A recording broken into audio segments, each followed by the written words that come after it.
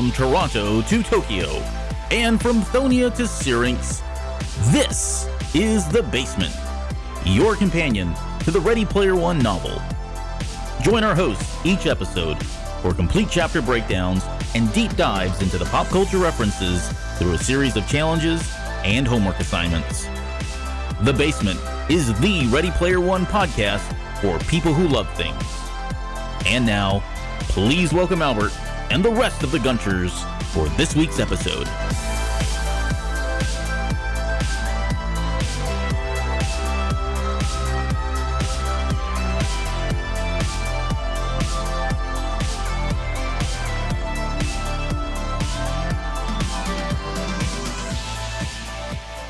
Hello, Gunchers, and welcome to The Basement.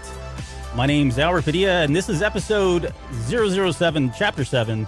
So make of this whatever you wish. We are back. I know we took a quick, small break there, small relatively speaking, but we're back to talk about this chapter and kind of get on with the rest of the show here. I want to bring on a very special guest, just right out of the gate here. I know you haven't heard from him since, I think it was right around episode 2. But please welcome back now a doctor, right? Speaking, we're going to be talking about doctors a little bit later today, but now a doctor, Dr. Will 8-Bit. Will Wilkins, welcome to the show, sir. Welcome back. Good to see you, brother. How's everything going? You doing well there? Hey, I'm COVID-free for another day. It's all we can ask for. You know, there's a rumor going around that there's a virus of some sort affecting us.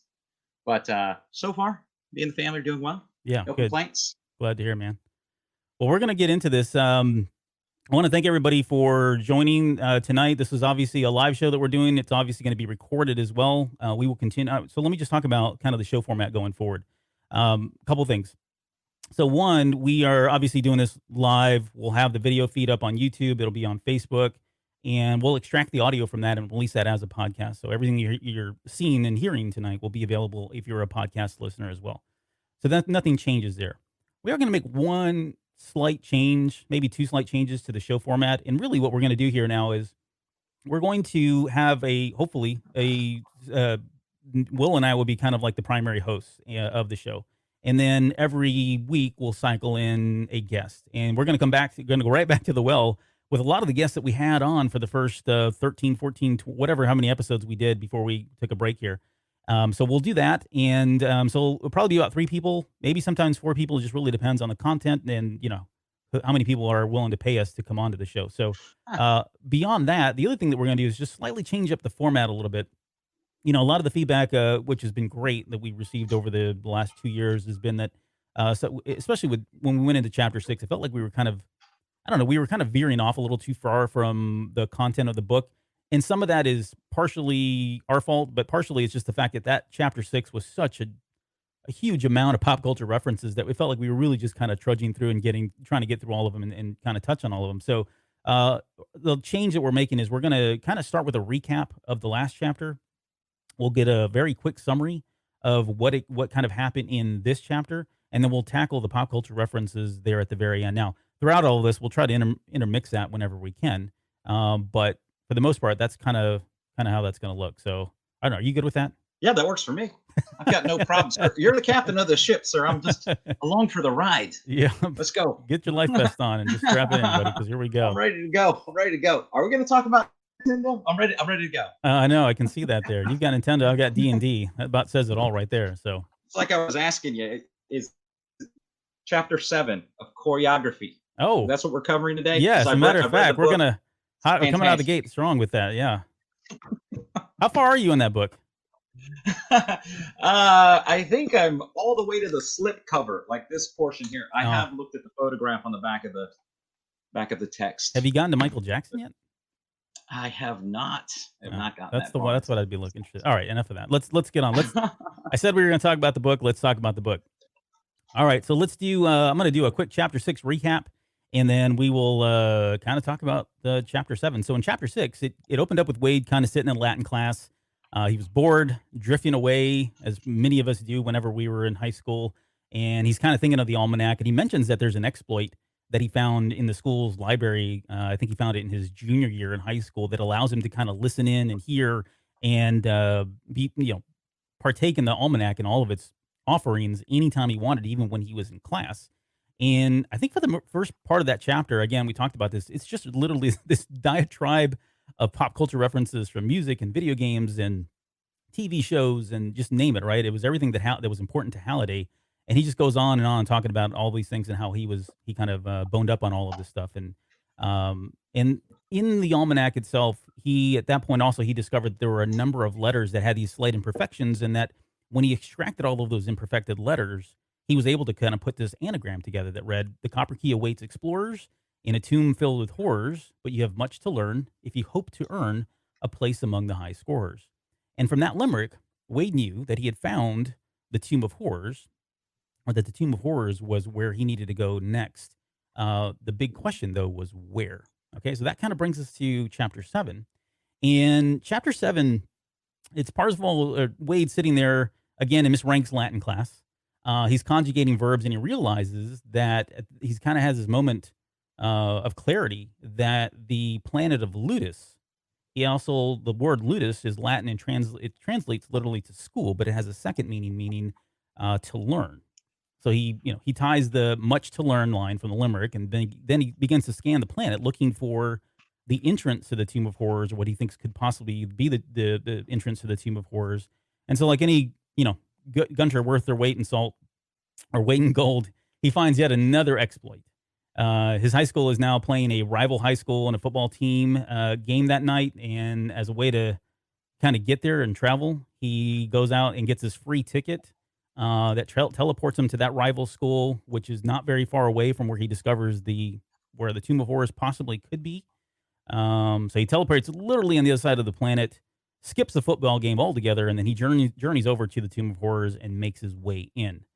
And that leads right into kind of our chapter. So before we get started, I guess what do you had? I mean, there's for you, Will. I mean, looking back at this, I mean, you and I, and I don't know how much we shared. I don't remember how much we shared about our past lives, but you and I went to high school together. In fact, that's where we met, and so we've known each other for at least 60 years. But how many times did we fall? I'm thinking of Miss Ladson's class of probably more than anything. But how many times did we fall asleep in class? And I mean, I think it's pretty right? Par for course that kids just fall asleep in class, nod off, and high school really is just kind of the epitome of that. I think I had more attention in college. But what other fond memories do you have of high school before we get into the pop culture stuff? Oh, is this why you invited me on the show there, Albert? I got Yes, stories. sir. I got stories. Is your wife asleep? We'll Yep. start with those first. So obviously we were the cool kids, being in the drama club and whatnot. Uh, Yeah. let's see. I Nothing think says cool like Dungeons and Dragons, right? nothing No, go does. on. Yeah. And we really didn't play as much Dungeons and Dragons as the average. We were more Star Wars RPG people, as I recall. But we're a much cooler breed than the average nerd. I'll say my favorite memories of us in school is because we had so many play rehearsals that ran late, was just having the school to ourselves after hours. Yeah. Like we finished play rehearsal like at 5:30 or whatever. And we basically had the school to ourselves for like the next 2 hours. And we used to run around. Remember, we used to run around with that gigantic camcorder, Yep. and we'd like make videos in the hallway. Yep. I used to love that. Like, Don't you have those videos still? I Somewhere? do. They're right there. They're like literally right there. I'll load them up. I'm No. gonna need some kind of RCA to USB. Or I think I've got one of those too. Yeah. But yeah, maybe I'll throw some of that for your Patreons. Yeah, I'll give them exactly. a little sneak peek of what you were doing back In the high day. school, boy, you don't want. I think there's one. I don't think I have a shirt on, if I'm not mistaken. And you're wearing a horse's mask on your head way before it was a thing on the internet. That's true. Well before it was a thing on the internet. That's very true. I forgot about that. Yeah. And one of the things I remember too, like as far as you were talking about, we had the school to ourselves. I always enjoyed when we had a set that had like bunk beds or beds, because we could just go nap once, go into the theater, go take a nap, crash there for a little bit, come back. I think we'd skip school and go take naps in the theater room or Uh, on the sets. That's the level of nerddom that we're talking about, that we skip school to go to other parts of the school and hang out. Right. Hey, I don't Bad think I'm going boys. to. Look at us thugs. Yeah. We're No. definitely doing this. We'll have to tell at some point. We'll tell the story where I got arrested for being a gang member. But anyways, Oh, okay. So yes. let's talk about Latin class, because in high school I took French and you took Spanish. So William I 1, did take Albert a I 0. did I took a semester of Latin as You well. did. I remember that. Yeah, How's that Spanish paying off for you these days? outstanding. I go to Mexico regularly. I know. So Well, you do. yeah, yeah. Plus your You wife, know, her whole family too, right? I mean, right, right. My wife is, native, so I think they are ESL for the most part. But when I look back, the Spanish I learned in high school has served me so well working in Mexico. I mean, I don't know how many times I've had to say "La vaca hace moo" in a meeting. That's the level of Spanish I was getting down with. yeah, yeah. All right. So the other stuff I think in terms of back to the book, I mean, I think about like the Oasis, and I think about like some of the protocols that were in place where it didn't allow you to curse, you couldn't start fights, and I think we talked about this on one of the earlier episodes, but it is a really cool concept. Like I don't know that we'll ever get there, at least in my lifetime, that we get to this kind of point or get to something like that. But it would be really cool. I think it'd be very different if you could impose those types of restrictions like that. But I don't know. Is that too like, I don't know. I don't want to say 1984, but having locking down somebody like that. I mean, I guess if it's only in school, I mean, you're already kind of locked down as it is. You don't really have a lot of rights, anyways. But did you see anything wrong with that? Do you feel like that, like the Oasis and the way it was designed, kind of impeded on your ability to kind of be who you are? Because I guess I get the feeling from Wade too that was part of it. I mean, there was things that were obviously like no nos, right? No fighting, that kind of thing. But it did feel like that thing was really locked down, and I don't know. It just feel like it would get in the way of your own personality and growth as a kid. But maybe not. Maybe I'm overthinking it. What do you think? No, I agree with you 100%. There's no way you could go through high school with that set of rules to have something that structured. I mean, just even the idea of all the schools being relatively identical, except for the exteriors of the school. I mean, just think about us, like how we went to school and who our high school rivals were. Like even the shape of our rival high school mattered to us, right? They're a big circle. It was a big circle Yeah. structure. Joke was, hey, if you go to Holmes, your class is right around the corner, seeing how there were no Right. cars on the building, right? So I think beyond that, if you think about the purpose of high school beyond the education, right? Because, even though I've gone to school for a long time, I'm not the social development that you have in high school is far more invaluable than what you take away from the text, right? Absolutely. Like I always Yeah. go back to you know, that scene where shoot, what's the name of the freaking movie with Matt Damon? Like his first big movie with Oh. that with the lady that everyone thinks attractive, but I think has like the jawline of Howie Long. anyway, anyway, whatever that movie is, the bar scene where he's talking about, hey, you could spend $50,000 for college to get the same education you could have with a public library card. Hmm. That's the same way I feel about high school. For us, all the stuff that really mattered happened beyond the boundaries of the classroom for the most part. All the experiences that really hang with us Yep. and all of the relationships that you build, including like ours, right? They're a product of what we did outside the classroom, but not in our house. We were not kids that grew up with a lot of money, like most people aren't.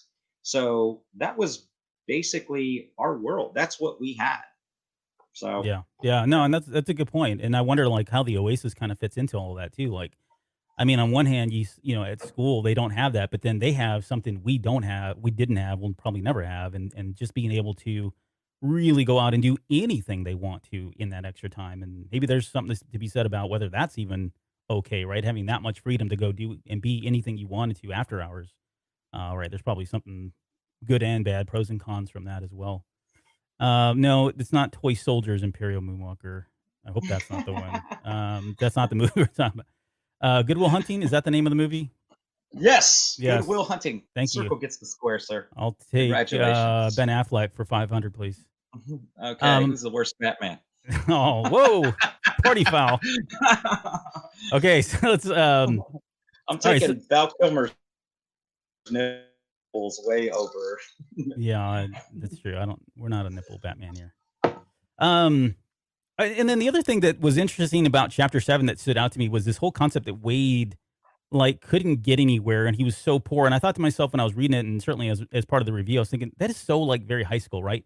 We all knew the one kid that had who got the vehicle or who had a vehicle first. And then there were times when we were just so freaking broke we couldn't do anything.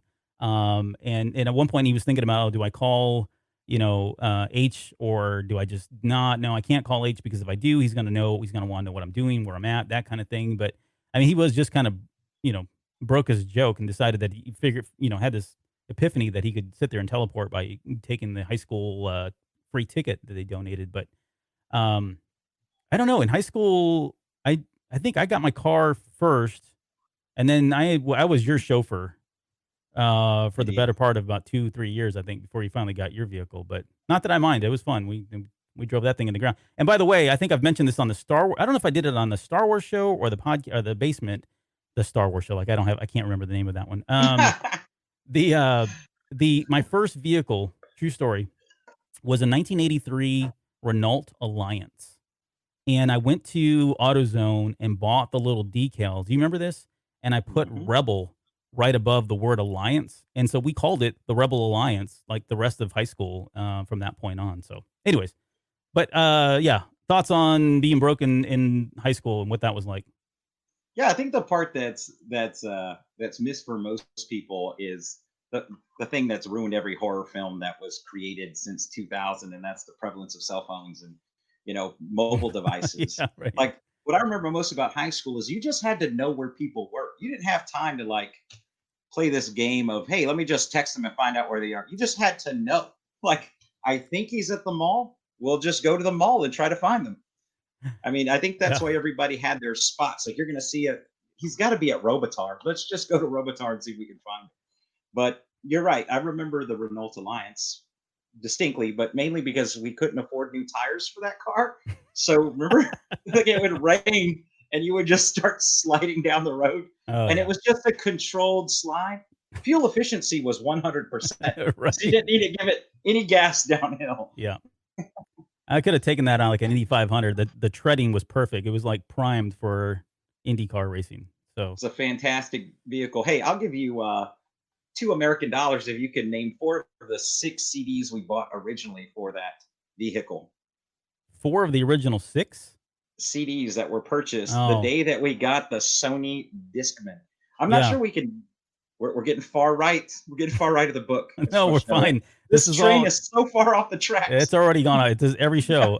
Okay, so it was Garth Brooks, No Fences, Oh yeah. Boys to Men, Cooley High Harmony, Van Hmm. Halen for Unlawful Carnal Knowledge, Amy Yes, Grant, Heart and Motion.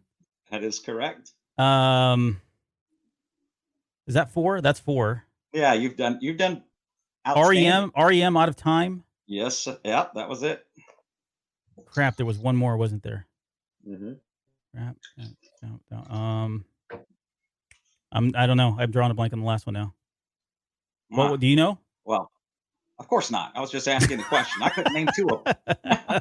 I knew for unlawful cardinal knowledge and Amy Grant heart and motion. That was it. Why? I don't know what Amy Grant was doing in that mix, but yeah, we'll roll with it.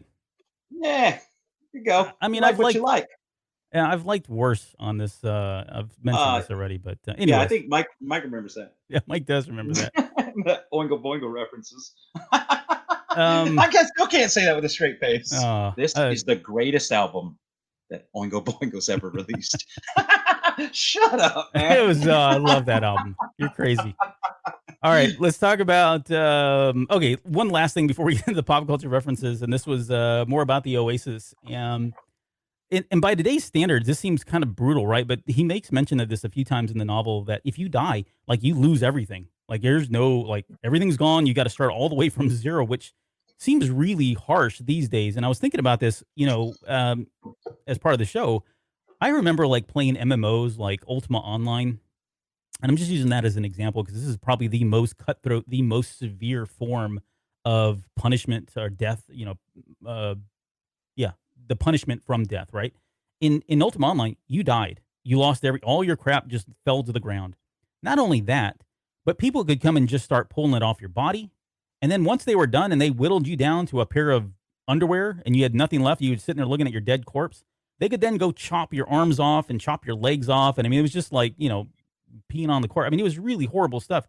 And we've come a long way now because if you think about like World of Warcraft or any more modern MMO, now there's things like bind on account, bind on equip, right? So that if you die, in the event that you die, because you will die at some point, even in PvP, that stuff stays with you because they've realized, well, holy crap, we're charging people money here. And if we make everybody mad that they've worked so many, they put all these hours into things and they've gotten all this great loot, and we kill them and they lose it all, there's a good chance they may not come back, right? They're going to walk with their feet or walk with their wallet. They won't be back, and we can't do that. So we've come a long way from the days of when MMOs started. And maybe this is kind of, again, sign of the times. I mean, the Ready Player One came out well after some of those games were out. But I think it does speak to the fact that we've come a long way, and now we're not as so I don't know, militant. I don't even know what the word is. Maybe we're just uh, mean about people dying and what happens when you die. But then I think about, like, for the Oasis, given the stakes and giving what was at stake, right?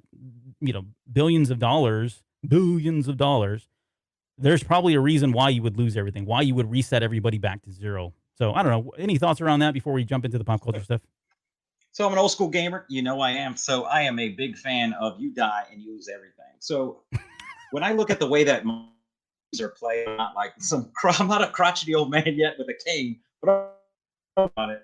Right? Get off my lawn. Yeah, you're getting there I though. think my yeah, position on games is you have to be able to risk something. If you're looking at it like philosophically, my position is if you're the value that one places on life is only measured by what value one places on death. So without death, life has no value, and without life, death has no value. So they have to be balanced in some way, because if they're not, what ends up happening is, well, not to get too deep, we'll go back to the video games. When we look at the video game side of things, think about how it's changed the way that tactics are employed when you play video games versus the way that those same tactics are realized when you go to a real world situation, right? So Yeah, yeah, I've served in the military and I've played all the Call of Duties, right? And there are plenty of speed running players that run around with a knife and just stab you as soon as you spawn and just keep on trucking, right? That's yep, not a very effective tactic ever doing it in real life. But the reason it works there is because you have absolutely nothing to risk. If you take all of the risk of death out of playing a video game, then there is no value in the reward of completing it.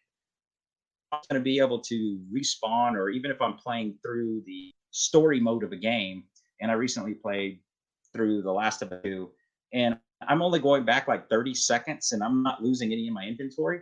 So I can just play as reckless as I want. If I want to see the way that somebody just jump off a building, or I just stand there and let a clicker kill me, because it's not really going to affect me in the long run. I'm not going to lose anything, yeah. right? So it's, for me, I guess I'm a bit of a purist, and I'm still that guy who wants to play with one quarter and see how far we could go, because ultimately, to me, that is the game of the test that we're trying to get past, right? I mean, you remember that when we played in arcades back in the day, it was whoever the rock star was. It didn't even matter what game it was. It could be just the worst. For me, I think it's probably, I don't know what I would. Tempest is probably my least favorite arcade game. But if somebody was a rock star on it, I'd watch them play because it was fascinating, right? I'm not watching anybody stream any video game that they're playing for the most part, because at the end of the day, you're not risking anything. Yeah. Eh. Well, no, and I think Imperial Moonwalker says it best. Yes, that was spoken like a true Mega Man fan. You got one life. You don't make it, you're out. You don't get another shot. So, Out. Oh my God, Dr. Wiley. Let's not get uh, my favorite game. we know. All right. Thank you for that. All right, let's get into the pop culture references, and we're going to start with the first one here is the reference, anyways. So this is Wade early on, and obviously in the novel. He says, whenever we're doing tedious verb conjugations, I always got the lyrics to an old Schoolhouse Rock song stuck in my head: to run, to go, to get, to give. Verb, you're what's happening. And this is Schoolhouse Rock. We've talked about this before. We had, in fact, I think it comes up a few more times as well. So we're not going to really get into Schoolhouse Rock itself, but I really did not remember this one as I was reading through the novel until I got to the video feed, the footage of it, and I got to this image. Like, it What was in the world? immediate. Immediately, What I is happening? remember Well, this is the superhero. So the Schoolhouse Rock video for this one, it's obviously about a verb and how do you conjugate verbs and that sort of thing. But the story is, it's got a little memento story in there. It's about a little kid, and he goes into a movie theater, and he's got these dreams of like these visions of becoming a movie star, and this is how he sees himself later on. So this is him like all as a superhero or whatever. But the point is, I didn't remember the song, and I read this thing a million times and never went back and referenced it until we got to this chapter. But it wasn't until and even as I'm watching it, I'm going, yeah, okay, this site looks vaguely familiar. I mean, this is 1974, so I was all about 1 year old. I didn't see these until like probably 78, 79. But I did not really remember this again until I got to this picture, and I think it's the chest hair. I think the chest hair is what really like hit it home. Like I remember this going, that's kind of gross. This guy's got chest hair. And this is me as a 5-year-old. But okay, whoa, keep your shirt on there, buddy. We're not. This isn't play along. I got no chest hair. I can do nothing for you. Well, I got none either. I can't do anything about it either. So, but did you remember this? Do you remember this one? Or I don't know if we talked about Schoolhouse Rock when you were on the show. Now I forget. But was this ever something that you were a big fan of? So I do remember this, from Schoolhouse Rock, and I remember most of the Schoolhouse Rocks. I'm Just a Bill is my favorite Schoolhouse Rock for sure. But only because, as you know, there's a very small group of people that call me Bill. My mom, my aunts, and then a couple of very close relatives call me Bill. So I didn't know what a bill was and a bill becoming a law because I was all of like you, 3 years old. So I thought the song was about me. And I was like, yeah, I'm kind of depressed. I'm just a Bill. I'm just a Bill. You got the same haircut. Sitting in my room grounded. One day I'm going to become a law. But no, I did not. I did so I watched this as part of the preparation for the show, and I watched the entire thing, and it was what you would expect from Schoolhouse Rock. Little trivia I found out was that the background vocals for this Schoolhouse Rock were provided by the Pointer Sisters. Really? Like anytime they say Verb in the background. Yeah. And then they went to what? Jump and a couple other big time show. They kind of took off in their early 80s. But yeah, I knew they did stuff before. I couldn't honestly tell you what they had done before. Now I guess they do. They did Verb. So all right. Well, this was a very quick reference. We're not gonna belabor this one by any means. Let's go to the next one here. So let's talk Harry Potter. All right. So first off, guys, listen. We're not going to talk about Harry Potter all in because this is really what I know. I lied to you. That's what I'm here for, sir. I lied to him and told him the whole show is going to be about Harry Potter. Let's go. So Harry Potter, 1997 to 2007. J.K. Rowling. Well, I think we all know what Harry Potter is. Hopefully, we all do know what Harry Potter is. But the reference here is each Oasis public school had a bunch of different athletic teams, including wrestling, soccer, football, baseball, volleyball, and a few other sports that couldn't be played in the real world, like Quidditch and zero gravity capture the flag. So, sir, I will have you know, I'm going to correct you right there, and all respect to Ernest Cline. Yeah. But I have seen many a Quidditch match on the old internet as of late. There are plenty of grown men running around with brooms between their legs playing a form of Quidditch. I've seen it. I was going to ask you about that because I have seen it as well. I've seen that people. I know that I'm aware that people do it, but I've never actually watched live, real person, in person type Quidditch games, and I've got a lot of questions about it and how that works. But but anyway, so we're going to talk about Quidditch in just 1 second. I guess just quickly on Harry Potter. I mean, we all know the story. There's 7 books in total. This thing has sold over 500 million copies. I think only in the U.S. alone, if I'm not mistaken. Maybe that's worldwide. I don't know. It's a lot. But 8 movies, over $8 billion in those movies. Countless video games and toys and merchandise, flamethrowers, whatever they've done so far with the Harry Potter name on it. And then in 2010, we got the first of 4 Harry Potter theme parks, and there's a 5th one that's coming, I think, next year or something in Beijing. I think they're doing another one. So they've got 5 of them here.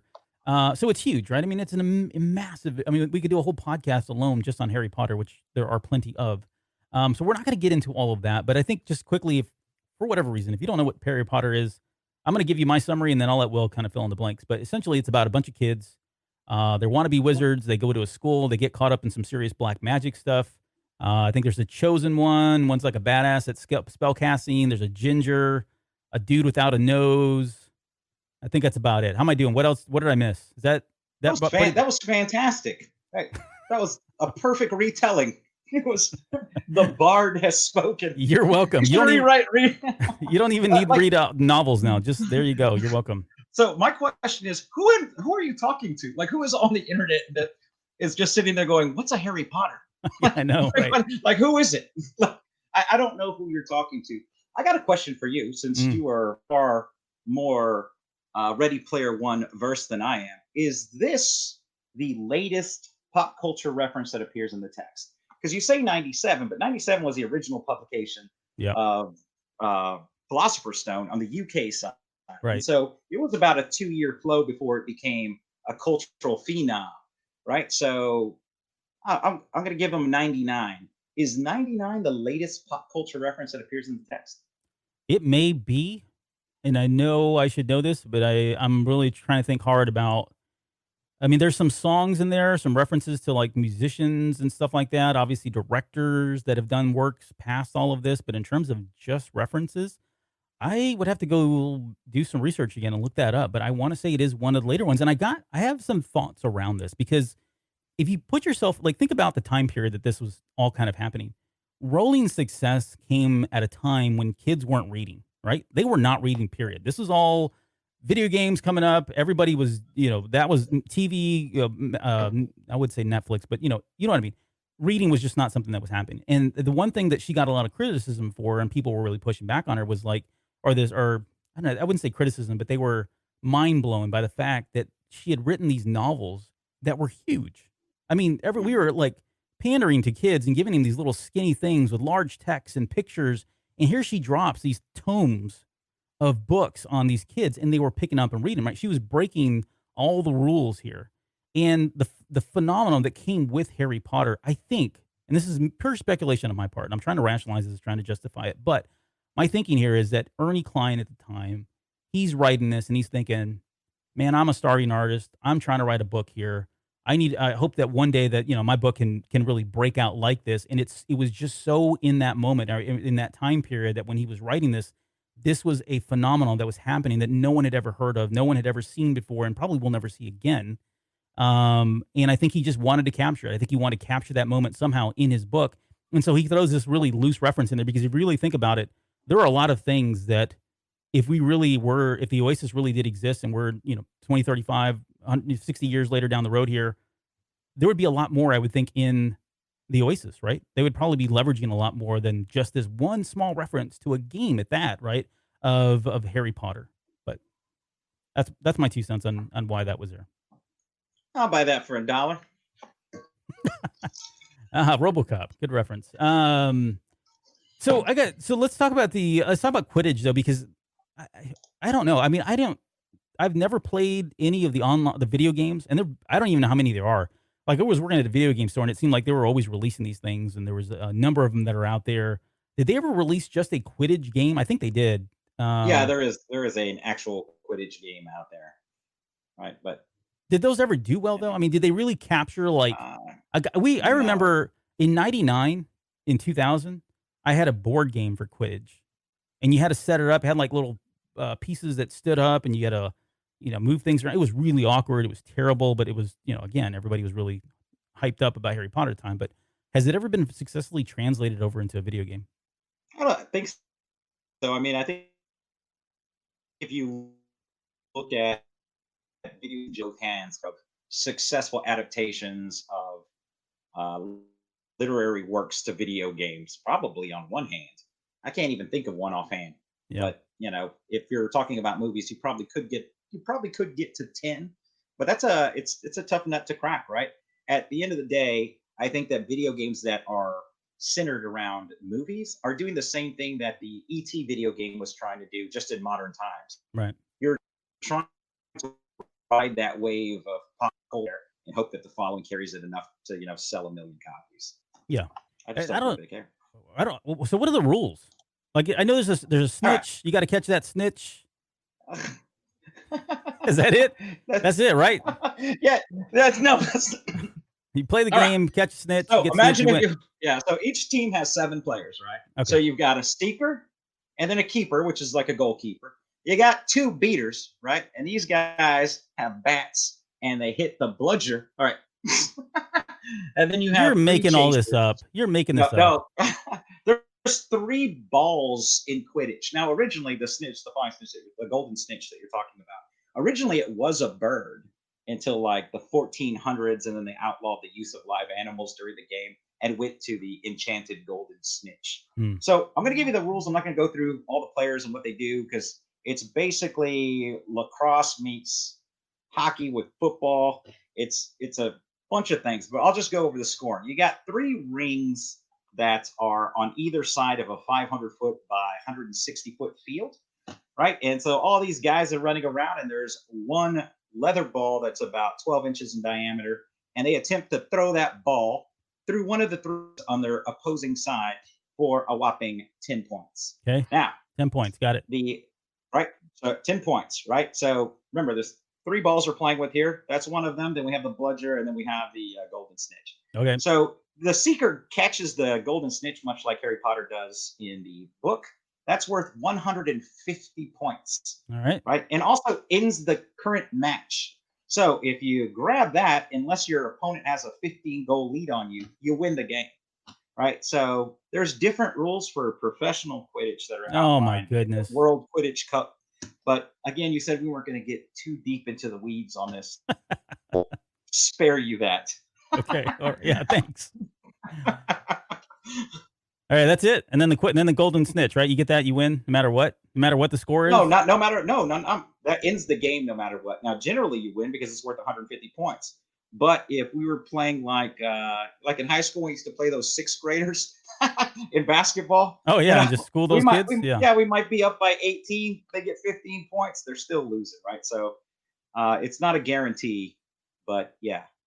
But most cup matches, what they're doing is they're using cumulative scoring, similar to cricket, right? So you're going to be getting points for this match added to previous matches, and then your cumulative score at the end of the cup determines who wins that series. But again, the World Quidditch Cup is a knockout competition, but J.K. Rowling didn't make that public until 2014 in like a follow-on book. I got you. All right. So Jessica, I've never read the Harry Potter. I mean, I've read like the first one, and I know it, and I'm kind of half joking about this, but he's way more versed in it than I am. In fact, I don't know. Have you been to Wizardry World and all that stuff? Yes, sir. I have several robes, and everyone in this house has a wand. Everybody has a wand. So yeah, I mean, he's like the real deal. I am not. I am what's known as a poser. Yes. When it comes to Harry Potter, now you want to talk about Jason the Wheeled Warriors or D&D, whatever. I'm your guy. Harry Potter, yeah, maybe not so much. So, but anyway, so yeah, okay. So thank you for that explanation. I don't know that it's any more clearer to me, but I do appreciate your time, sir. Thank you so much for being on the show. We'll talk to you soon. No, okay. I will tell you that I think that the first Harry Potter movie, is the best adaptation of a book ever made. Like, usually when you're reading through a book, a really good book, you're envisioning what that world looks like. And I don't know that there's ever been a movie that captured a book as accurately as Harry Potter did, the first Harry Potter. But you're welcome to disagree, but it's just my opinion. And I think, yeah, I mean, she had a pretty heavy hand in all of that too. I mean, I know that was part of the deal initially, at least for the first 4 movies. And then I don't know what the story was after that. But yeah, I mean, yeah, I can see where, I mean, and that's the right way to do it. I mean, you could argue that was kind of the same way. I mean, you and I had this conversation offline with Ready Player One about whether or not, what was that like for Ernie Klein? I think he went into the movie deal as well, saying, I really want a part of this. And he did, as one of the writers along with Mr. Penn. But there were just some limitations, whether it be technical or more importantly, licensing, that we couldn't get the novel on the big screen like we were all hoping. But all I'm saying is I'm drawing a parallel between the two here again. She really wanted to make sure that whatever was put on the big screen, whatever Warner Brothers said they were going to deliver, she signed off on and was approving because that was her baby. And I think Ernie Klein was trying to do the same thing here. So I think that's, to your point, why that thing was so accurate. In the interest of time, I will not be defending my position on what I think of the movie. Oh, we'll save that for another show. Let's talk about this because, and certainly if you're squeamish or you don't like the fact that I don't know about Harry Potter, Jessica Friday, cover your ears because, all right. So I know that this is the 4 houses, right?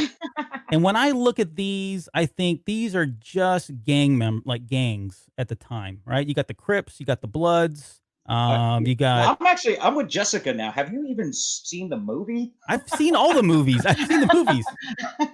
But I got a question though. So like I know like is everybody just want to be in like Gryffindor, or is it or some, like I say, people on Twitter and they're like really proud of the fact that they're Slytherin, but like from my perspective, those are the evil guys, right? They're the bad guys. So why do people want to do that? Is that just not true? Is that really? Yeah, the first book sets it up that way, but I think as the novel progresses, you get a better picture of the character of each one of the houses. Like I would say, the majority of the people in this house, for example, are Hufflepuff, right? Which there's nothing wrong with. I mean, each one of them has a series of attributes, and strengths. I don't know that. There's not a bad one. Like not everybody in Slytherin is evil, because that's how. Again, I read the first novel. I didn't read any of the other novels, and I'm not ashamed of that. Not everyone, but they are definitely the most evil. Shady. They're shady. Yeah. They're like the chaotic neutral or true neutral class of Dungeons and Dragons. Yeah. Indeed. All right. Well, we're not going to talk about this anymore. I will. I'll tell you what. I am going to do the what house thing. What is that? That link. I hear I sound like an old curmudgeon again. But I'm gonna do that internet thing. Get on my phone. Get on my phone and type in the inner Googles and find out something about this Harry Miss Potter. What are you doing? I promise I will do the Harry Potter test and see what house I belong in. With my luck, it'll be Slytherin. Watch, I don't even know what the other one is. The Wolves. What are they called? Wolfpack? Werewolves of London. Now the Wolves are lycanthropes. Those are the bad guys in The Last of Us. Okay. We're way off topic here. Different reference. So for a reference that is that small, boy, we really did spend a lot of time on Harry Potter, didn't we? Okay, let's move on. And I want to talk about this. And no, it's not Mario Brothers, although that is Super Mario Brothers. But we're going to talk about Capture the Flag. You see what I did there? I do want you to know this player is terrible. Look at that. 1,000 I know he's not going to make it. He's not going to make it. That's garbage. It's garbage right there. Even as a speedrunner, his trajectory is not where it needs to be either. No, his timing is not going to get the right amount of stars. Sorry, bro. Get your game straight. Let's go. All right, we're going to talk about Capture the Flag, and here's the reference. Each Oasis public school had a bunch of different athletic teams, including wrestling, soccer. Oh, yeah. Okay, it's the same one that we just read before. Hey, look at that. Do it again. Do it again. Zero gravity, Capture the Flag, and scene. Okay. Do you know what a deja vu is? I do. It's a glitch in the Matrix. Okay, so for Capture the Flag, it's a pretty basic, and there's a lot of variations of what Capture the Flag is, right? But essentially, you've got two teams. They both have a flag on each side of their base, and the idea is that you go to the other base, you try to pick up one of the flags and take that flag back to your base where your flag is at, and if you do, you get points. Along the way, and again, this was originally designed to be played outside. If you play it outside, there's all kinds, again, variations of it, but if you capture the flag, you pick it up, and someone touches you or sometimes you play with flags on your belt, like flag football kind of thing, you have to drop the flag, and then someone can either pick it up. If your team picks up your flag, then you get to take it back. If the other team picks it up, they can go and run with it and go back to their base to get points.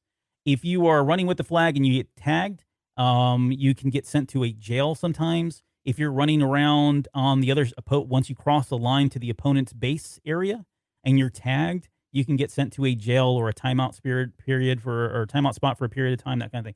But again, the objective here is to capture each other's flag and bring it to your bases. And what I really wanted to kind of focus on. So what you're trying to tell us is the point of Capture the Flag. Yes. Is to capture the flag. That is right. I see. Yeah. Proceed, sir. I'm glad I got that out. Let's talk about this. So, well, not that. We're not talking about that. Whoa. Spoiler alert. Banner catch. Who's in charge of this? Who's in charge of this? That would be me. So Banner catch is the original. So the very first version, I guess, that was ever done was in 1984. It was produced by a company called Tom Snyder Productions, and they would. It says you and your partner compete on a 64-sector playing field against a character named Max. The objective of the game is to capture Max's flag. There it is again. See, I told you, I'm not making this up. with your robots and carry it back to your part of the playing field. Your side has 4 joystick-controlled humanoid robots. Max also has 4 robots. Now, this was released, again, 1984, was released for the Commodore 64, the Atari 400, 800, the IBM PC, IBM PC Junior, and the Apple II.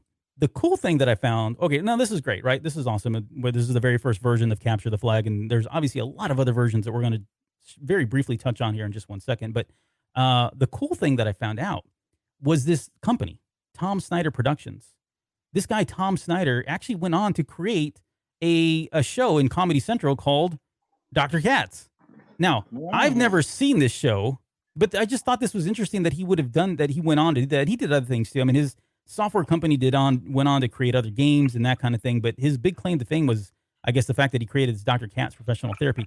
I remember seeing this in the 90s, but I'd already tuned out of television for the most part. I think I was primarily plugged in on gaming and online gaming and doing that sort of thing. So I really wasn't watching as much. But did you ever catch the show in the premise of it and whether it was good, not bad, or the indifferent?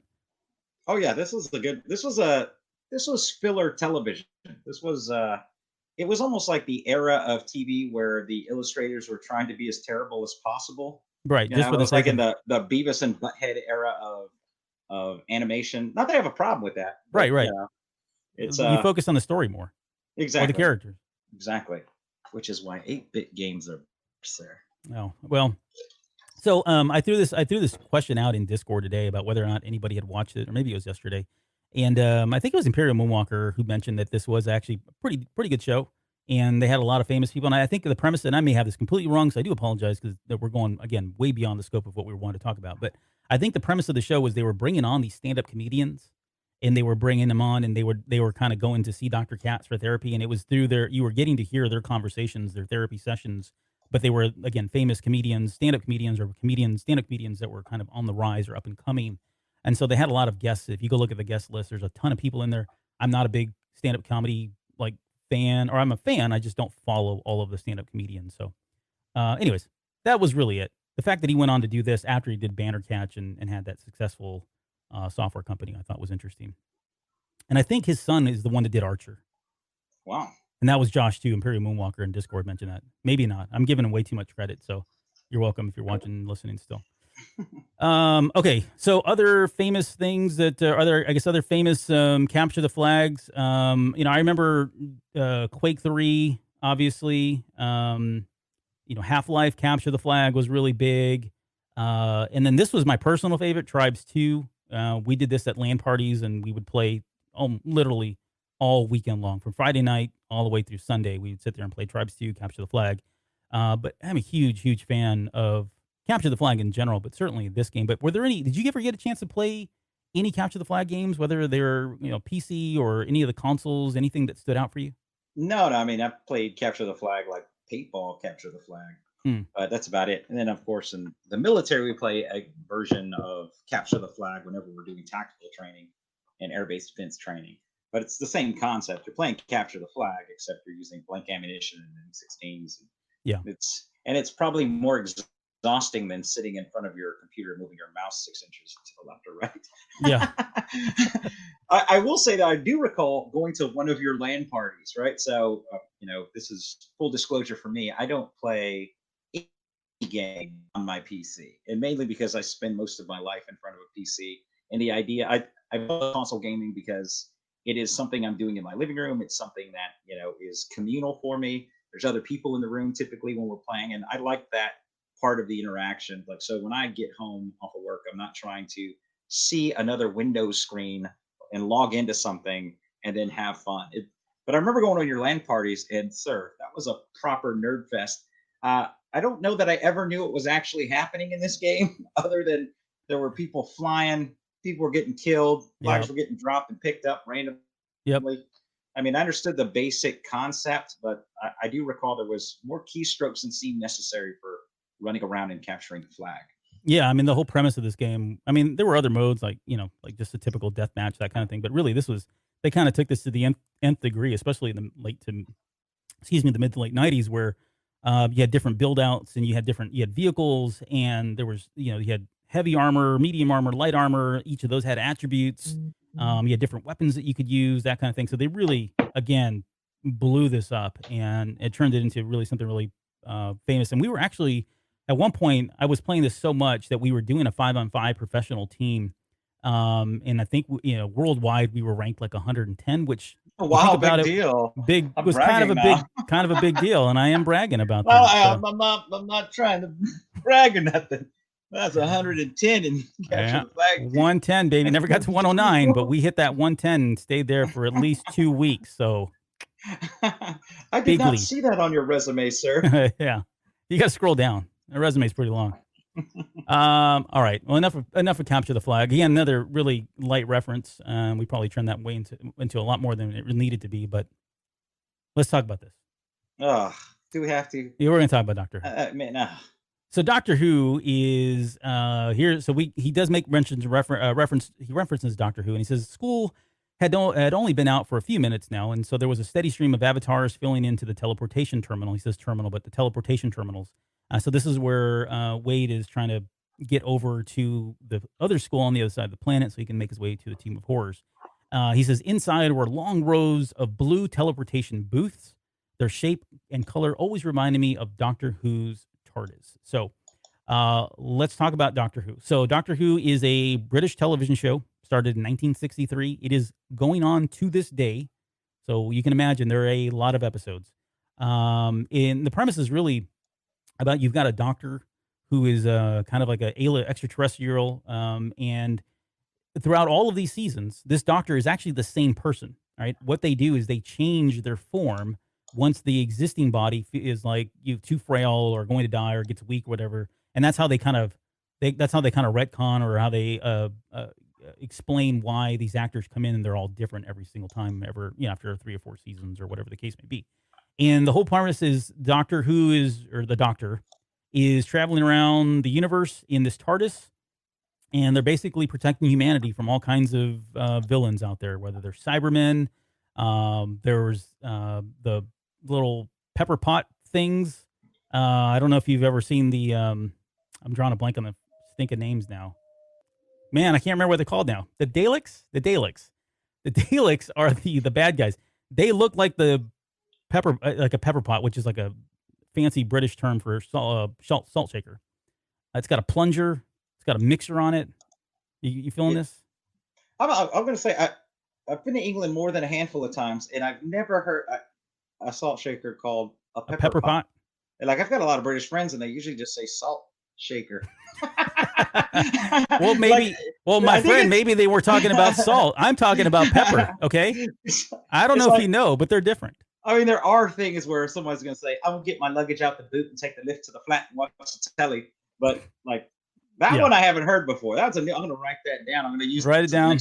Next time I'm in a club in Brixton, yeah, getting some chips, I'm going to ask them for the pepper pot. Come on, please come back and give us an update on how that goes. I want to know what happens. I'll live stream it. I'll send it to you. I'm going to go to every restaurant. I'm going to open with that request. Excuse me, sir. May I trouble you for the pepper pot? Pepper pot. I just want to see what random things I get brought back to my table. Oh, I can't even imagine. I'm going to laugh if somebody brings you like a little miniature Doctor Who. Oh, yeah. Yeah. Anyways, okay, so back to Doctor Who. That's kind of the premise. He's going around, he's saving the world, and he does this, or she does this, in a TARDIS. And that's really what we're going to talk about here in a second. But, Doctor Who is another one of these things that I did watch as a kid, only if there was nothing else on, right? Because as a kid, especially growing up in the 70s and 80s, if television was on, you just watched it. We weren't really picky about what was on. It was Dad's show. It was my show. It didn't matter. If I had the opportunity to watch TV, I was going to watch it. So when this thing was on, and there was nothing else on that I wanted to watch, I would watch this. So I'm familiar with it enough that I, have a relationship with it, but I'm not one of these really strong Doctor Who fans. And I don't know what the real big disconnect for me is. I think more than anything, and I don't mean this by any means, it is not a slight, but this show is so very British. Like, there are so many things about the writing, the style, the way it's the cinematography, the directing, all the colloquialisms in there. It is very, very British, and they don't try to pretend to be anything else. I think at one point, like when you talk to people that are really big Doctor Who fans, and they talk about where does the show feel like it, started kind of getting close to jumping the shark or really kind of going off the rails in terms of what Doctor Who really is. They will mention there are a couple seasons or maybe episodes that it felt like it became too American, and so maybe that's why I never really connected with it. I will say though that ever since like I think probably more recently or the last 3 or 4 Doctors, this show has really gotten a lot more popularity, has gained a lot more momentum. There's a lot more fans now, both here and across the pond, kind of thing. So so again, I guess I mean it is a very British show, and it's certainly come a long way as well in the special effects. It's really difficult to watch some of the older episodes because they feel very cheesy. But I will say this: like I do like Matt Smith and I like David Tennant, and I think both of those guys are outstanding as the Doctors and that they play. But let me ask you: did you ever watch Doctor Who? I know you were kind of grumbling there at the beginning, but I guess this isn't your thing. But have you ever tried to sit down and watch any of these episodes, or have ever had any interest in trying to watch Doctor Who? I mean, I watch plenty of BBC, and there's some British shows that I absolutely love. Doctor Who just has never been one that I could get into. It almost feels, because of the way that they do continuity within it, it's not digestible. They do single episode digestible is the way I would look at it, right? They don't use the former X-File model where they have some episodes that are monsters of the week, but they still have this overarching storyline for the season, right? And those storylines, they've done a really good job over the last 30 years of connecting those stories, which for me, it's like diving into the middle of it's like trying to dive into Lost in season 3 without watching the first 2 seasons Yeah, and trying to figure out what's going on. And so it can be I think overwhelming. Yeah, I think no, my OCD doesn't allow me to get into a show in the middle of the show, right. right? Like if I'm at a hotel and I turn on TV and it's a show that I haven't seen and it's something that piques my interest, at the point that it does, I turn the TV off, right? And then I immediately go try to find all of the shows so I can watch it sequentially. It's just I think I have like this innate need to start putting things in order and watching things in order. Yep. So for me, Doctor Who, it's almost chaotic to think about trying to put it. But I will say that my favorite thing about Doctor Who is that the TARDIS inspired the phone booth from Bill and Ted's Excellent Adventure, which is an excellent film. Excellent film. Yeah, I get what you mean, and I agree 100%. Like, even though I've seen I've seen more than a couple of episodes of Doctor Who. Again, mostly Matt Smith and David Tennant episodes, because I like them as actors. But it is overwhelming. Like my OCD is just on like you in fuego because there's so much there, and it's so overwhelming in terms. I mean, there's like 800. How many episodes are this thing? 861 episodes, right?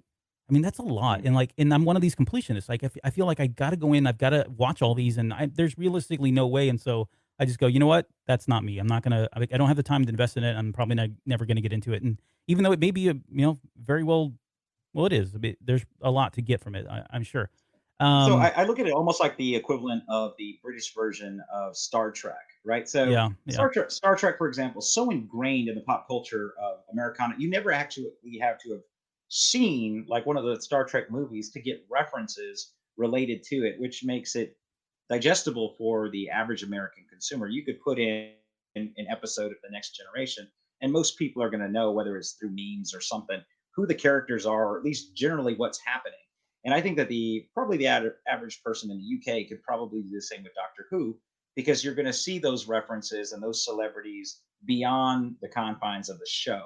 So it right. just becomes it's part of their cultural identity. We don't really have that same feel with Doctor Who here in the US unless we're actively out seeking it out.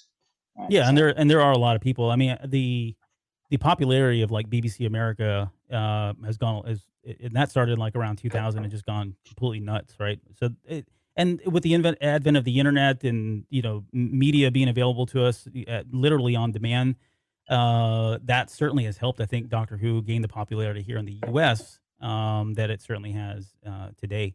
And I think one of the other things too, just two quick things before we talk about the TARDIS. Two other things that I've always really liked and respected about Doctor Who. I've always loved the doctors themselves, and there's some bad apples in there, and that's not why we're not going to debate this about which is best and what's not. I think in total there's 14. I've got you can see all of them there. It doesn't include Peter Cushing, who I know was in one of the movies, and I think I've I've heard this is well, he's not really canon. It's funny that they use that word. Um, but anyways, so one of the things I always loved was all of these doctors, and they've all got their flaws, and they're all very quirky at times, and some of them, I think the quirkier ones are the ones that have always resonated the most with me, and so that's why I kind of like those guys there. Um, I mean, look at David Tennant there; he looks hilarious. But so that's one, and then the other thing too that, and love it or hate it, maybe this is one of the things that can turn people off, and this is one of the things that I think it gets me that becomes overwhelming to me too is this show is so ever evolving. Like they never really paint themselves in a corner because if they do, they just explain it a different way. They just kind of roll with it and say, "Oh yeah, well that's this now and that's that now." And so for me, there's like it could be anything. And the fact that this TARDIS and this kind of segues into the TARDIS itself, right? You've got basically a way to travel not only through space, but this thing travels through time. It can travel through dimensions into like parallel universes. It's grown from seeds, right? It's not like something that somebody built.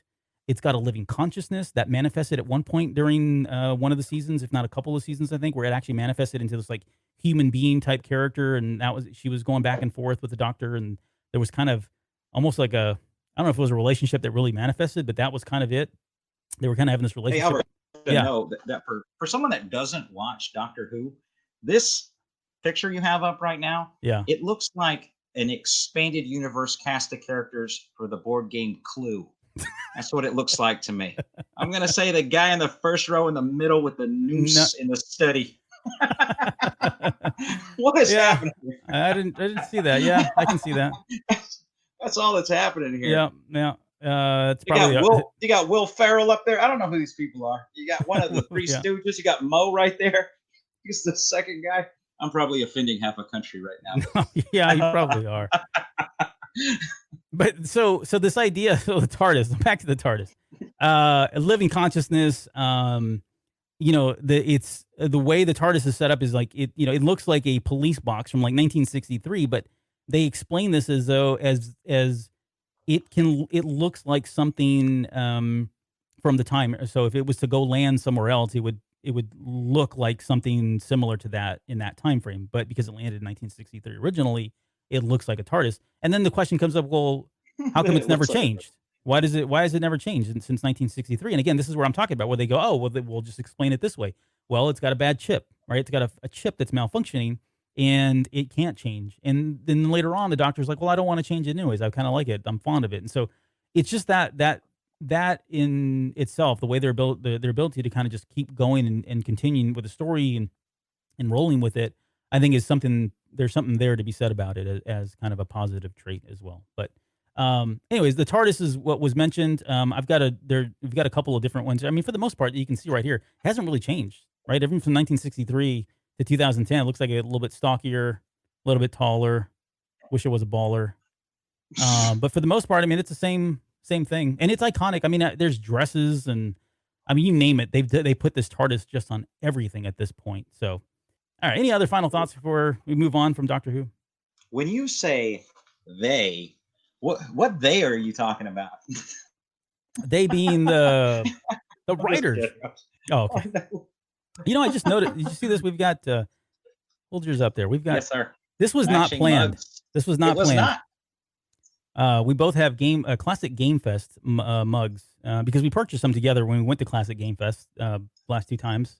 Although it got canceled this year, so well, it technically is still on, but It's my guess is technically going to be canceled at some it's point going to here. be canceled.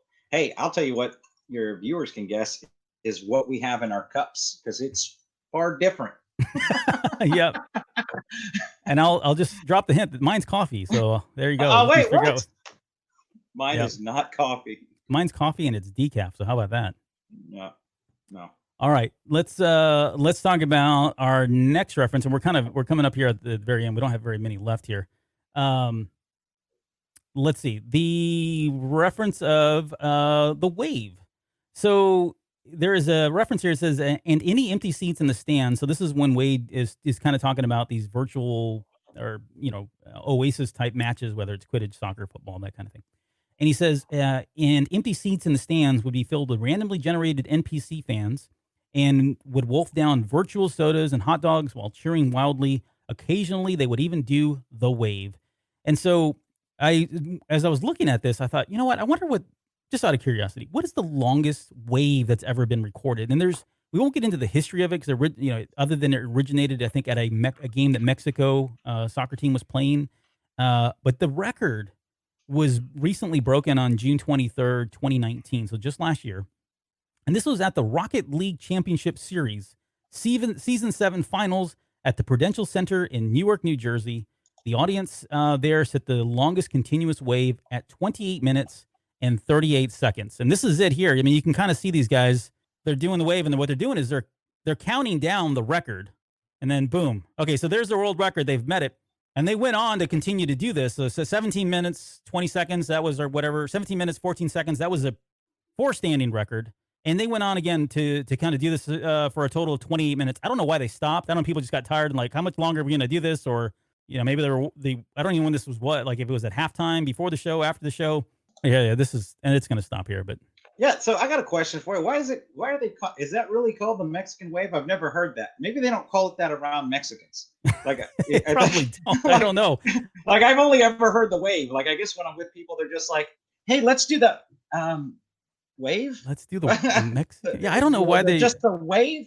I've never heard that before. I take no offense to it, by the way. If they want to call it, we don't have a lot of things to call our own. So if we can call it, we can claim this one. We'll do it. Okay. Oh, I'm with it too. I mean, I'm not really Mexican, but I'll sign the petition. I get you to sign right here, sir. Yeah, I'll be happy to. Yeah, I don't. I think it was just because it was started, or at least the first original, the time that the first instance that it was ever seen was at a game that I think the Mexican national soccer team was playing, and so from there it was like, oh, that's just the thing those Mexicans do. I don't know if that was the case or not, but it's stuck. We don't call it that here, right? To your point, I've never heard it called the Mexican. I've never wave. heard that. I've always just heard called the wave.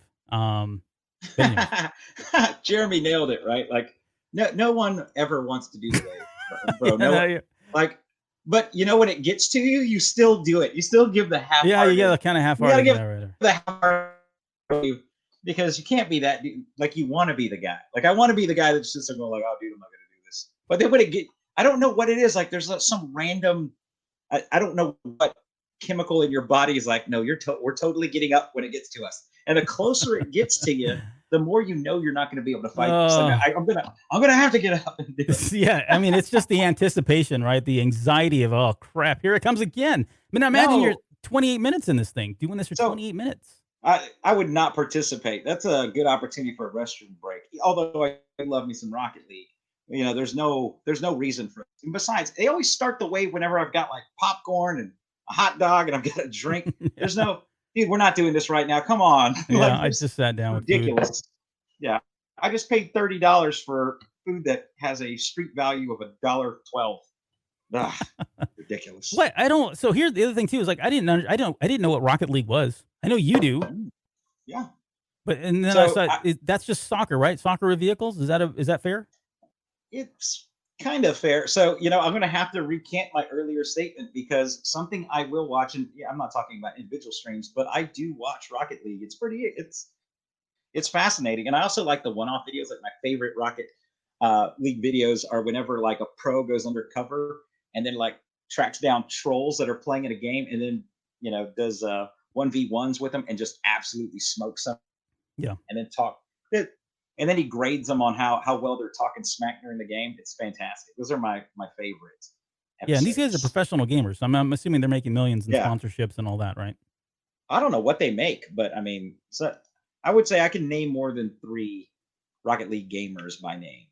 Right there, it's fun to watch, but it's basically soccer. The physics have gotten a lot better since when it was first released. But yeah, I do enjoy that.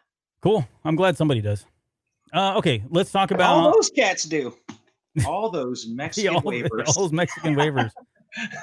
Let's talk about our penultimate reference here. This is a Alice in Wonderland. So in here, yo Z, what are you up to? Jerking off the Lady Hawk? He flashed his Cheshire grin. Give me a shout. And so Cheshire grin was where I pulled this from. Now, I have a picture, obviously, of Alice in Wonderland, and this is the Alice in Wonderland that I grew up with because it's the Disney version. And I honestly didn't even know there was other versions out there growing up. Hmm. But I will say that in the process of doing research, it never dawned on me. I didn't realize this, but the Cheshire Cat was not something that originated with Alice in Wonderland. And there's a whole. Hmm. I mean, people have written papers on the origins of what a Cheshire Cat is and why it's called a Cheshire Cat and all of that. So I want to get to that in just one second. But so for everybody that doesn't know, Lewis Carroll, Is that the pronunciation, by the way? Is Cheshire it Cat. Cheshire? I mean, it's after the Say it again, city. It's a city in. because You tell like me, I've always Mister heard England. Cheshire. I don't know. I've just always heard Cheshire cat, right? Like it's a Cheshire cat. Like, but you're saying Cheshire cat? I say Like I Cheshire don't only know. because when I watch soccer and they're talking about the place, like when I'm watching the feeds from coming over from England, they say Cheshire. They don't say Right. Cheshire. But I don't Yeah. know. You tell me. Well, like if you go I've to been there once. Pembrokeshire, You're there like yeah, 8 times a yeah, year. yeah. It's they typically say Shire, right? But I don't know. Like I don't know that that's an actual Shire, Cheshire. I don't know. All I know about that cat is he's purple, and he says, "Have you ever seen a cat stand on its head?" That's like the best line of that entire movie. Well, we don't need to talk about this one anymore. Um, okay, so Alice in Wonderland, right? And then the original story is Alice's Adventures in Wonderland. Lewis Carroll, 1865. Lewis Carroll was a writer. He was a photographer, a mathematician. He was an inventor. I didn't know that either. But and the story is about a young girl falls in a hole. She trips on some bad mushrooms. I don't know, something like that. Anyways, and then there's a sequel that came out called Through the Looking Glass that he wrote in 1871. So about 6 years later, he wrote the sequel to Alice in Wonderland. Which, by the way, Through the Looking Glass is one of my favorite episodes of Lost. So if you want to know that, that's a great episode. But he is credited for inventing Scrabble. Like Really? yeah. So like he had this game, and I don't know, it wasn't called Scrabble, I'm sure, but it was a game where you had letters and you could build on them and make words, and you were challenging the other person and getting points and all that. So the origins now, not necessarily Scrabble itself, but he invented a game that was similar, and he is credited as being the inventor of Scrabble or just a contributor to the invention of Scrabble or as it is today, right? So Hmm. interesting little tidbit there. But anyways, the Cheshire Grin. And this is the cat that we're talking about, right? So here, and that's Lewis Carroll there. I mean, he's kind of weird looking guy. He's a Um, handsome fella. he is a handsome guy. Before we do that, Alice in Wonderland, like this is one of my favorite references, and this is from The Matrix when they tell Neo's on the computer and says follow the White Rabbit, and then of course he follows the girl who has the tattoo on her arm, that sort of thing. But I I'm mean, going to tell you right now, Albert, that anyone that's 73 minutes deep into this podcast got that reference as soon as it popped up on the screen. that may be true. If you've stuck around this long, you know exactly what scene this is. And here's some other pictures again. This is the Alice in Wonderland stories that I remember. I mean, it's just super creepy too, like some of the imagery here. And here we go. You're finally with the cat. Yes. And that's yours, right? That's the one you're talking Yeah, I about. love it. I love that. It's fantastic. And then there's this nightmare. What in the world, bro? So this is like the more recent one that came out. That had like Johnny Depp in it, and Is this a Burton-esque yeah, thing? I think it was Burton that did this one. But that's Of course just it creepy. I was. mean, that's the stuff of nightmares right there. Yeah. Okay, but so interesting enough, again, there's a lot of different explanations as to where this term, the Cheshire Cat or Cheshire Grin, started from, and the Cheshire Cat. And my favorite, and I'm not going to get into all of them, but again, literary works that predate Alice in Wonderland as far back as 1855, 1853, 1788, and 1792 all made reference to a Cheshire Cat. Um, my favorite one was says a possible origin of the phrase is one favored by the people of Cheshire or Cheshire, I don't know, a country in England which boasts numerous dairy farms. Hence the cat's grin because of the abundance of milk and cream. Right, so these cats are literally lapping it up, living this lavish lifestyle of drinking milk and cream all day long, and so they've always got this grin on their face, and that's again the origin of it. At least that's one of them. There's I don't know 15 different way they've tried to explain why the Cheshire Grin or Cheshire Cat exists, but that was my favorite. But more interesting enough, or more importantly, I jumped ahead here. Look at this. So there were actually 2 Dungeons and Dragons novel or modules that came out. So these were released in 1983. On the left-hand side there, we've got Dungeon Land. This was written by Gary Gygax. And then that same year, he released part 2, which is Land Beyond the Magic Mirror. Now, if you look at the names, they look probably very familiar. Dungeon Land, Alice in Wonderland. Through the Looking Glass, The Land Beyond the Magic Mirror. And what these were expansion modules. So let's say you had your own kind of campaign going. You're playing D&D, you've got a campaign, and you want to just give the adventurers a side quest. What you did is you bust out one of these, which are set in the Greyhawk campaign, but you could use them anywhere, right?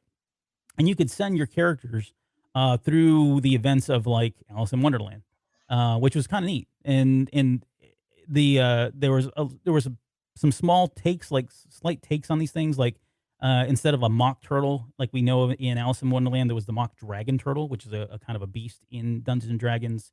The rabbit was called the March hare, but it was a lycanthrope. So it would, at nighttime it would turn into a beast and vice versa and all that stuff. So it was basically a way for your adventure, your people to get your campaign characters to go through the land of Alice in Wonderland. I never played these, probably because they're level 9 through 12. And usually, if I was playing somebody's campaign, I was usually dead by level 5 because that DM was kind of a sick bastard, kind of thing.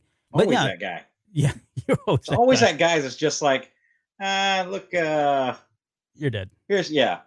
And then you had the other DMs that were like totally cool with everything. They'd just be like, here's what I'm going to do. I'm going to jump over there. I'm going to cast a spell. I'm going to monkey flip onto this chest, and I'm going to kill these 3 guys. Give me a 6-sided dice, 1 to 3, and make it. Yeah. Give me these 47 tasks. Give me a die. All in 6 seconds. Yeah. Let's roll. Do it. So yeah, if you're a big Alice in Wonderland fan, I don't know if that probably is a thing, and you're in Dungeons and Dragons, playing Dungeons and Dragons, you can pick up these AD&D modules and know that that's what they are. Again, never played them. Probably never will. I have no interest in it. All right, let's get to our final topic of the night. And we're going to talk about liches. And liches, man. And we're going to talk about demi-liches as well, because this is we're going to really, I'm going to try to stay on course here, because I'll go down a rabbit hole. See what I did there? I may go down a rabbit hole here. But let's talk about a lich. So the reference here, at least in this chapter, and of course we're going to talk about, Acererak in much more detail here in the next chapter. But at least for the chapter 7, he says, in the far reaches of the world, under a lost and lonely hill, read the module's introduction, lies the sinister tomb of horrors. The labyrinth crypt is filled with terrible traps, strange and ferocious monsters, rich in magical treasures, and somewhere within the rest, the evil demi-lich.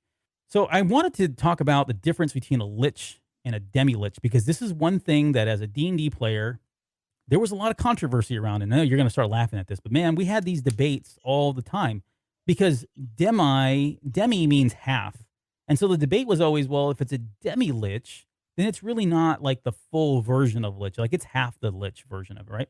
And this became such a problem. It became something that was talked about by players of Dungeons and Dragons all throughout the first edition, that they went so far in second edition to kind of clarify that and really kind of stamp home that this is what the difference is, and why a demi-lich is more powerful, at least in Dungeons and Dragons, why a demi-lich is more powerful than a lich.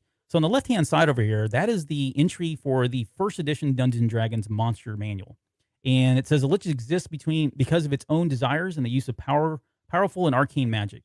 And I'm not going to read this. I'll just tell you. Eventually, the lich is a former magic user, whether it's a cleric or a wizard, mage, and they become so powerful that they start thinking about, okay, how do I kind of transcend into the next level, right? And so they go through a whole set of trials and things that they need to do in order to become this undead creature. And eventually, once they've gotten to that phase, their next phase of evolution is to go into the demi-lich mode, which becomes, not necessarily like a god mode, but they're even more powerful at that point. And all this kind of really translates into, being immune to things and the amount of damage that they do. And that's kind of what you kind of see here explained. If you look at the picture from the first edition there, that looks like Acererak, right? And I mean, he's kind of pulling directly from that. The one in the second edition here is kind of like a little bit different, a little different take on it. But their faces are jeweled. So they replace their eyeball. They eventually replace their eyeballs with like really big jewels. Sometimes they'll replace their teeth with jewels. They obviously wear crowns that have got jewels and gems on and that sort of thing. But this is like, and they're obviously very, very, very powerful magic users. I mean, to the tune of like, level 18, level 20 characters, they're going up against liches or demi-liches. They've got super intelligence. If you can see here, intelligence, super genius. Let's see, their hit class. All I'm getting nerdy here. Yeah, you are in the weeds. No, Yeah, dude, so I'm the way not. the way I always looked at like the lich demi lich, structure is don't think about it as a linear progression. Think about it like a circular progression. So, okay, I'm a wizard and I'm alive. Now I'm a wizard who's reanimated dead but powerful. And now when I'm a demi-lich, I'm somewhere between those two, progressing back toward living. That's how powerful I am.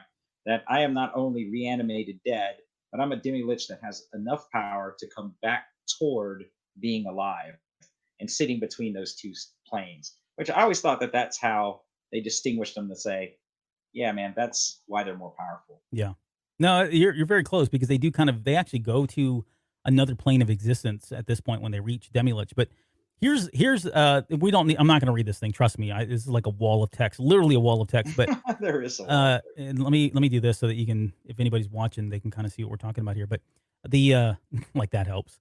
It says the Demilich is not, as the name implies, a weaker form of the Lich. Rather, it is the stage into which the Lich will eventually evolve as the power which has sustained its physical form gradually begins to fail.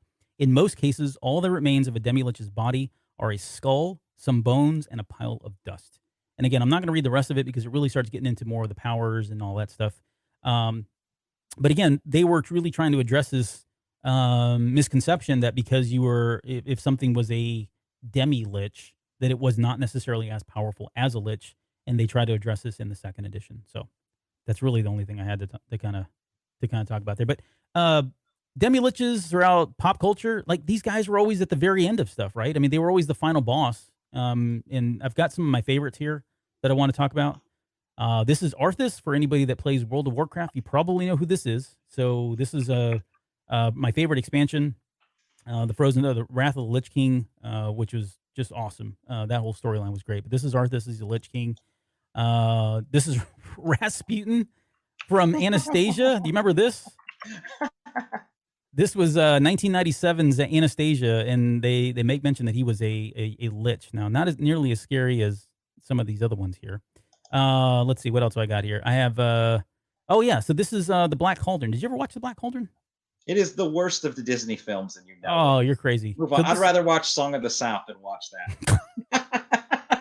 So this is the Horn King. You're crazy. This is the Horn King from the Black Cauldron. This scared the crap out of me. I was like a teenager, and I thought, man, this is a little horrifying. No. As a teenager, no way, bro. Okay, I think I'm gonna animate this some way. Okay, this guy scared the crap out of me. You remember this? Yes, I do. This is the Lich from Final Fantasy I for the NES, and that takes us back to 1987. We played the crap out of this game. All right, I'm going to see if you have all the liches that need to be on this list. I don't think I do. There's so many of them. Yeah, and that's really all. This is the Lich King. So this is Serac in the cover of the original Tomb of Horrors module. So you can kind of see him there. He's got the eyes. I read some trivia that is not actually him. That Really? This is a reanimated mummy that at some part in the module is a fake king. Right? Oh, it could be. It could be. Yeah. I know exactly what you're talking about too. I never really dug into that, to be honest. And you know what I think gives it away is that scepter. Yep. That he's got. But I do think that this reminds me of a lich that needs to be on the list, which is Mum from Thundercats. Why Mumra's not on here? Was he confirmed as a lich? I think he has been. I just saw him as a mummy. Mummy. Yeah, well, what only certain mummies get to be reanimated, right? Like, I don't know if you've seen that film with The Rock, that documentary. Oh, get out about it. But I got to think that it meets the qualify, like even in the mummy, right? It is basically someone who was a spellcaster when they were living, who had enough power to reanimate themselves, and then slowly his body was deteriorating, and same concept applies. So I would think that to some degree, select mummies, including Mumra, qualify. He had Jules's eyes, remember? He did have Jules's eyes. I think he's hit it. The only thing he's not hitting the only button he's not ticking, or the only box he's not checking here is that they're traditionally Skeletons. But he was a skeleton under his thing, wasn't he? Or no? Why? I Well, he guess. had I a mean, I don't know. skeleton on it. I guess No, he didn't. we're all just skeletons under everything. Will, I don't know, man. This is You're just a bag of flesh. luminous beings, are we? All right, let's move on. 'Cause I just want to show two more pictures here. Now, this is for sure him because this is this is off the cover of the they redid the Tomb of Horrors module, and so this is straight off the cover of that the redone one. I think in '83 or '83, '84. I don't remember. '78? No, I forget now. But it was a little bit later. Not the original one here. And that's Thor back there and Lando Calrissian, as you can tell. And then this is What's he doing? this is Polyamorous. That's what's happening. I don't know. This is a more recent version of him. So, in 5th edition, it may have been 4th, but I think in 5th edition, they released a new module. And we're going to talk more about this later, so I don't want to digress too much here on this one. But they did release something that was called like Return to the Tomb of Horrors, which is kind of the next version of it. And so this is some of the artwork from it. So this is a more recent version of Sararak and what he looks like. But yeah, I just thought it was cool. So, and I think that's all we had to kind of talk about. Before we go though, in honor of the 7th episode of this, I thought maybe I could do just very quickly. I have 7 Lich jokes that I want to share with you. All right, you ready for this? Okay, who is the most famous Lich detective? Mumra. Sherlock Bones. What do you call a Lich who won't work? Lazy Bones. Lazy Bones. Ding, ding, ding. What song do Lich bikers ride to? Bone to be Wild. There you go. What do Liches say? I have a dad. I've got crazy dad joke skills. I'm going to take you got 2. $600. You're going to run this. What do... I'm running the category. What do Liches say as they head out to sea? Bon voyage. Bon voyage. I see you're catching on real quick here, my friend. How did Liches send mail back in the old days? Boney Express. The Boney Express wins. Oh my god. What is a Lich's favorite band? You got me. The Grateful Dead. All right, and the last one, number 7. Why don't Liches eat spicy food? They don't have the stomach for it. Yeah, bingo. Good job. If I had applause queued up, I would do that. Unfortunately, I don't have that little track queued up, so I can't do it. So there you go. You're welcome. Those are some Lich jokes that you can share with your kids. They'll definitely groan if they hear that. Yeah, those are pretty bad. All right, so what else we got? I guess any final thoughts, any final words from you on Chapter 7 before we get out of here? I've got a couple more things I want to do. I want to tie up here at the very end, but any final thoughts on this chapter? I got to say, I'm impressed that we were able to get the show to 90 minutes on Chapter 7 because it is probably the shortest chapter in the book, or at least one of them, right? And it's not chock full of pop culture references like we saw in Chapter 6. So it's almost like you got to exhale a bit in this chapter before you get ready for Chapter 8 and everything that's coming up for the rest of the story. So that's pretty good. Now, the way I look at it is I probably could read Chapter 7 out loud in less than 12 minutes. Yeah. Yeah. So you could have read Chapter 12 and then just come to the show late. That's exactly. Yeah, absolutely. All right. So sorry, I didn't mean to throw that up there. Okay. Before we go, yeah, thanks for doing that. And yeah, again, I agree. We'll figure out how we're going to trim this down. I mean, we're trying to keep the shows at about an hour and a half at the very at most, because I know some of the original shows went 3 hours long, and I know a lot of people enjoyed that, but it's a lot of work. So, and I want to get through all of these as quickly as possible without really, I don't want to jeopardize it. I don't want to short on anything, but I definitely want to try to trim it down and get a bit leaner on some of this stuff. So, okay, before we go, I do have one just quick shout out. This is for Tflu44. I just want to say to Terrence, thank you so much for sticking with the show. I mean, this guy has been a Patreon member even when we weren't doing shows for almost a year. He was still a Patreon member, and he did so because the Patreon money that I get actually goes to keeping the shows online. So, that costs money to keep them up there. And so he was continuing to support the show even after we stopped and we weren't doing episodes. So a huge shout out for sticking around and for always being super supportive of this. I had an opportunity to go up to Dallas. I kind of commute for work to Dallas every once in a while. And before COVID-19 hit, I actually got an opportunity to go up there, and he lives in the Dallas area. We got to have lunch. And so it was the first time I'd met somebody who was a really big supporter and listener of the show in person, and we had a great time. And it was just awesome to kind of hang out with them. So thank you again for all your support, and for everybody else. Everybody that's been just asking, when is the basement coming back? When is the basement coming back? I mean, couldn't tell you how many times we've heard that and how many times I heard that. And so I said it would come back. It's back. We're going to stay back, and we'll continue to bring more shows to you. So again, so final thing before we go, if you want to follow us, you can follow us on Instagram, Twitter, YouTube, and Twitch, which is coming a little bit later. I want to do some retro gaming there and start recording that. But you can find us at The Basement RPO. You can find us on Facebook at /The Basement RPO. We do have a Patreon page where you can donate money, again, to help keep the lights on. I'll put a link in the show notes for that as well. And then we do sell T-shirts if you want to wear that. Maybe I'll throw one on next time here. But I've always liked the logo because I created it, but it's actually a cool logo. But yeah, if you want to do that, you can get on TeePublic as well and pick up some merch from there. If you want to follow me, I'm at Albert M. Padilla. And Will, is that your Twitter? Where are you at there? That is my Twitter. Twitter, at Dr. Will 8-bit. So that's going to do it for us. You got any final words before we get out of here? No, it's good to be back home again, here in the basement. Cool. Thank you, everybody who tuned in for today's show, and we'll be back next week to hit Chapter 8. So we'll see you then.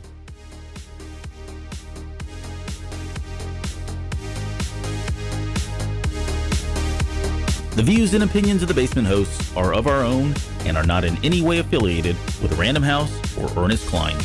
All quotes, music, sounds, trademarked, and copyrighted material referenced in the show are owned by the respectful companies and creators and are used by the Basement as fair use for entertainment purposes only. It would take me a month to read this whole disclaimer, but sad to say, I don't have that kind of time.